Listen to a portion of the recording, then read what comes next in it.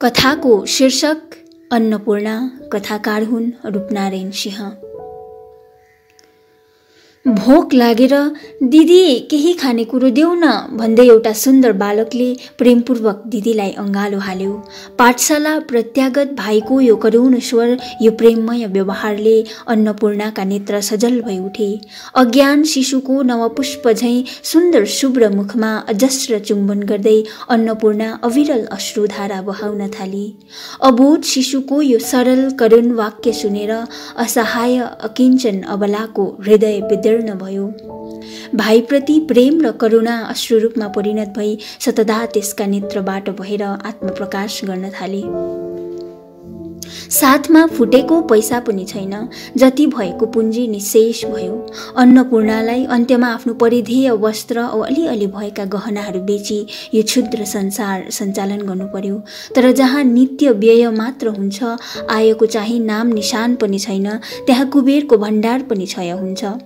यो क्षेत्रमा पनि त्यही दशा भयो। आज बिहान अन्तिम पैसाले भाइलाई मकै किनेर खुवाई पाठशाला पठाएर स्वयं सारा दिन निर्जला एकादशी धारण गरेर बेलुका भाइलाई के खुवाएर सन्तुष्ट गराउने हो, यही चिन्तामा विभोर थिए।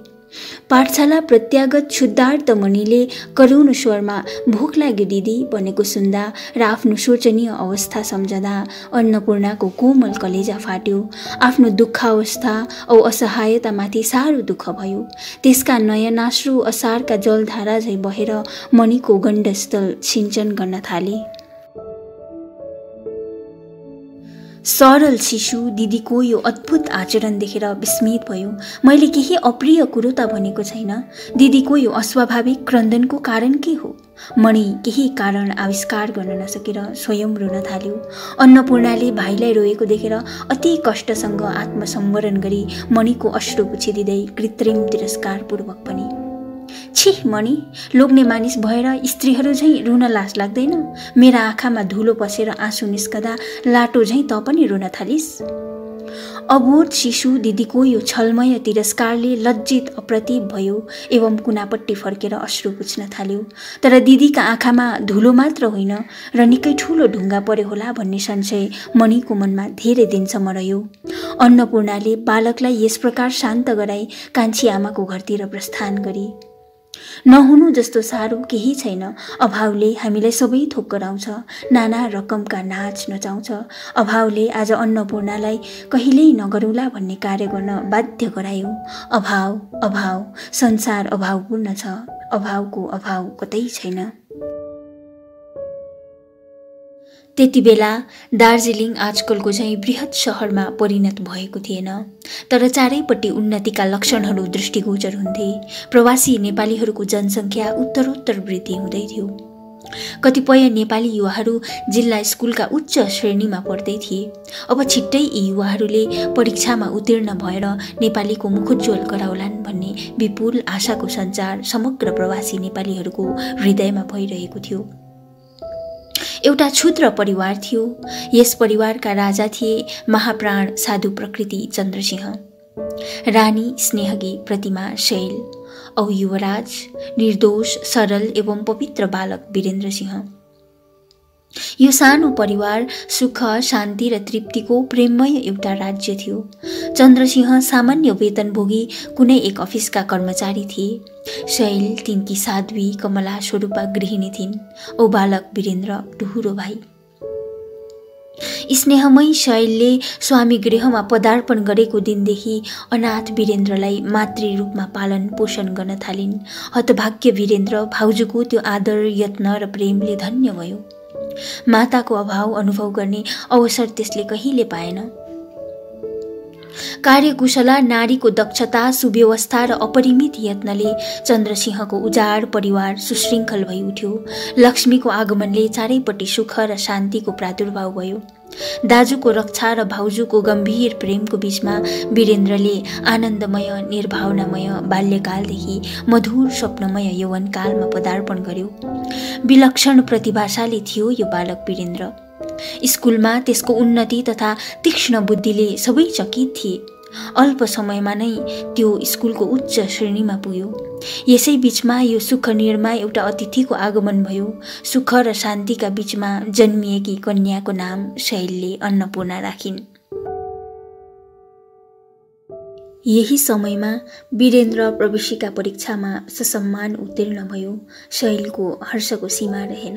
अब छिट्टै देवरले ठूलो नोकरी पाए भने श्री सत्यनारायणको पूजा गर्छु भन्ने प्रतिज्ञा गरिन्।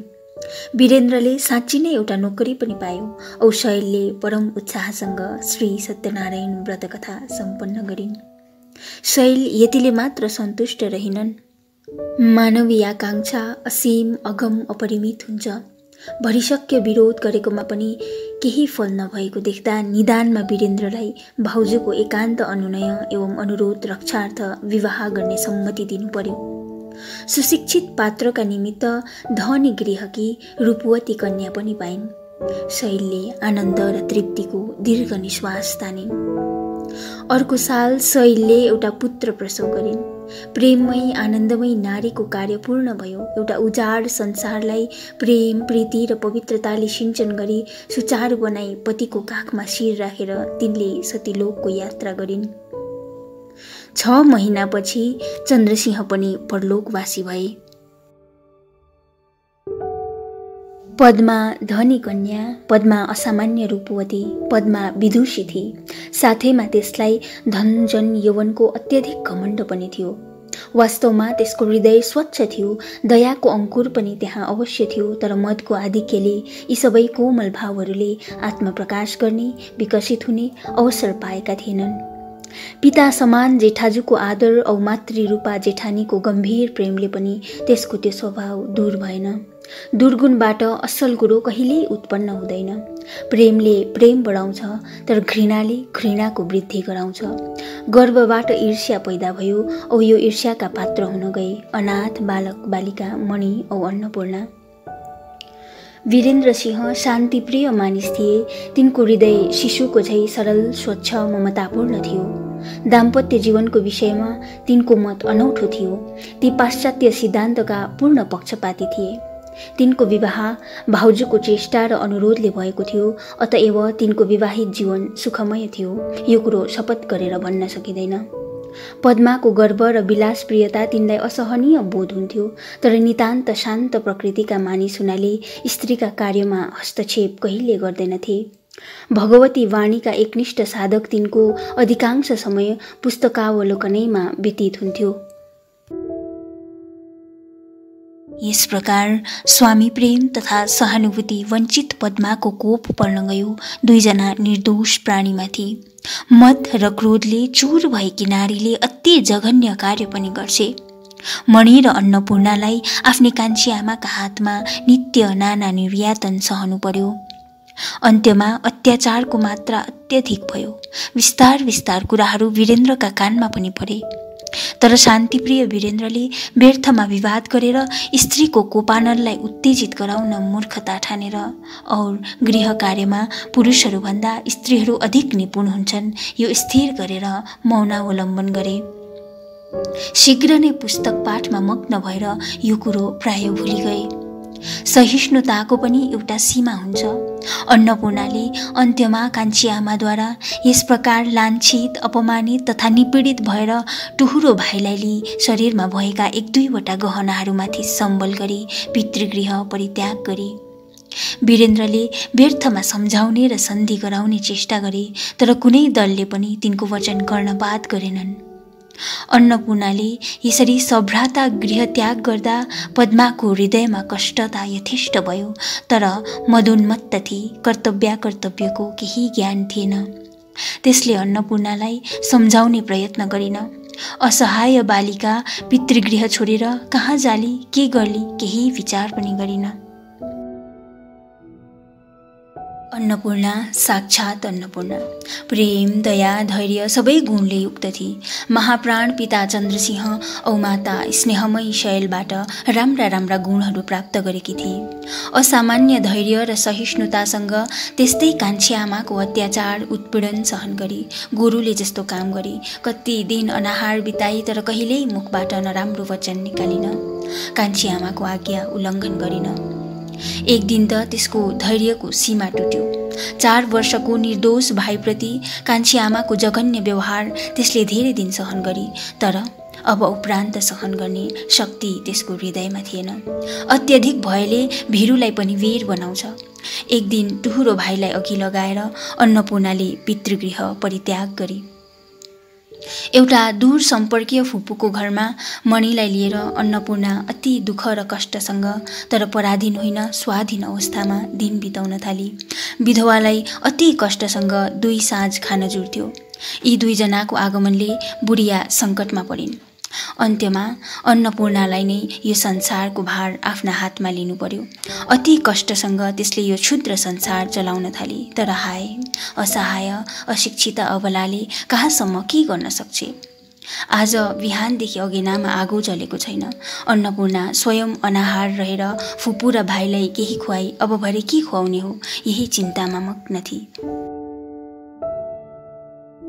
क्षुधार्त भाइको त्यो करुणार्द्र स्वर सुनेर त्यो मलिन मुख हेरेर आत्मसंवरण गर्न सकिन। दया र करुणाले आत्माभिमानलाई पराजित गरे। आज प्राय 6 महिना पश्चात कान्छी आमाको गृहमा अन्नपूर्णा गई उपस्थित भई। पद्मा सूची कार्यमा तन्मय थिए। अन्नपूर्णा सामनेमा आएर उभिएकी देखेर पनि नदेखे झै गरी परम एकाग्रतासँग आफ्नो कार्यमा मनोनिवेश गरिरहे। अन्नपूर्णा कान्छी आमाको यो निर्दय व्यवहारले साह्रै दुखित भए। यतिका दिनमा भेट हुँदा पनि कान्छी आमाको यो पाषाणीवत व्यवहार, त्यसको हृदय क्षोभ र ग्लानीले पूर्ण भयो। यो पद्माको स्मित मुखमण्डल हेर्दा हेर्दै आतप शुष्क पद्मा झै परिम्लान भइसकेको थियो। त्यसका नेत्रद्वयमा एउटा उत्कट वेदनाको तीव्र आभास, छातीमा अकस्मात ठूलो व्यथा भयो भने मात्र सायद त्यस प्रकारको त्रस्त व्याकुलता आँखाको दृष्टिमा देखिन्छ। कान्छी आमा, कसको कण्ठले यो शब्द उच्चारण गर्यो? बोध हुन्छ अति दूर दुरान्तरबाट कसैको चिर परिचित स्वर लहरी, क्षीणभन्दा पनि क्षीणतम, बिस्तार बिस्तार भासिँदै आउँदैछ। तर त्यो कुरो शेष भएन। अन्नपूर्णाको कण्ठ रुद्ध भयो। आँखाका सामने अँध्यारो भयो औ त्यो कोमलाङ्गी छिन्नवल्ली झैँ अचेत भएर कान्छी आमाको सामनेमा लडी। पद्माको हृदय गलिसकेको थियो। त्यसलाई धेरै दिनदेखि अनुशोचना एवं पश्चाताप भइरहेको थियो। कति फेरा गएर मणि र अन्नपूर्णालाई सम्झाई बुझाई घरमा ल्याउने सङ्कल्प पनि गरेथे, तर पापी घमण्डले बारम्बार बाधा दिन्थ्यो। तर आज दीना मलिन वदना अन्नपूर्णालाई अनेक काल पछाडि देख्दा नारी हृदयको मातृत्व जागृत भयो। अन्नपूर्णाको शिर काखमा राखेर त्यसलाई होसमा ल्याउने प्रयत्न गर्न थाले। आखिर पद्माको हृदय स्वच्छ निष्कपट थियो। अन्नपूर्णा होसमा आएर विस्मय विस्फारित नेत्रले चारैपट्टि हेर्न थाली औ आफूलाई एउटा स्वच्छ सुन्दर कोठामा एउटी सुन्दरीको काखमा पाएर अत्याश्चर्यित भई। पद्माका नेत्रबाट अविरल अश्रुधारा बहिरहेका थिए। ग्लानी र अनुशोचनाले त्यसको हृदय दग्ध भइरहेथ्यो। आफ्नो पूर्व कृत्य बारम्बार धिक्कार्दै थिए। घमण्डको जड त्यसको हृदयमा समूल नष्ट भयो औ त्यहाँ कोमल भावहरूको विकास भयो। अन्नपूर्णाले उठ्ने चेष्टा गरे। पद्माले बाधा दिएर अति करुण स्वरमा भने, पूर्णा, अहिले त साह्रो निर्बल छेस, उठ्ने चेष्टा नगर। कान्छी आमाको यो अयाचित स्नेह, यो निष्कपट प्रेममय व्यवहारले अन्नपूर्णा ठूलो विस्मयमा परी। साथैमा त्यसलाई ठूलो हर्ष पनि भयो। कान्छी आमाको मनबाट हामीप्रति ईर्ष्या क्रोध सबै दूर भएछ। योभन्दा ठूलो हर्षको कुरा के हुन सक्छ? अन्नपूर्णाका नेत्रमा आनन्दको ज्योति चम्कन थाल्यो। कृतज्ञ दृष्टिले कान्छी आमाको मुखपट्टि हेरेर मुस्कान गरेर कान्छी आमाको हात आफ्नो गालामा राखी उच्छौषित कण्ठले हर्ष र विषादको अश्रु बहाउँदै पद्माले भने, पूर्णा, म अभागिनी, म पाषाणी, मैले भूल गरेँ, पाप गरेँ, क्षमा। अन्नपूर्णाले वाक्य शेष हुन दिइन। कान्छी आमाको मुख आफ्नो कोमल हातले छोपिदिएर क्षीण कण्ठमा भनी, कान्छी आमा, पापिनी म, अभागिनी म हुँ, दोष मेरो हो। घर छोडेर पूर्णाको वाक्य पनि अपूर्ण रह्यो। त्यसै अवसरमा मणि पनि दिदीलाई खोज्दै त्यहाँ आइपुग्यो। दिदी, दिदी खोइ भन्दै आकुल परन बालक भित्र पस्यो। पद्माले मणिलाई गाढ आलिङ्गनमा बद्ध गरेर बारम्बार मुख चुम्बन गर्दै गदगद कण्ठमा भनी, हृदयमणि, नयनमणि, मणि, दिदी यही छ। बाहिर आँगनमा बसी क्षणभरमा नित्य पुस्तक पाठ गर्न पनि विस्मृत भएका शान्तिप्रिय पुलकित तनु आनन्दाश्रुपूर्ण लोचन वीरेन्द्र त्यो मधुर मिलन, त्यो नयनाभिराम दृश्य देखेर कृतार्थ भए।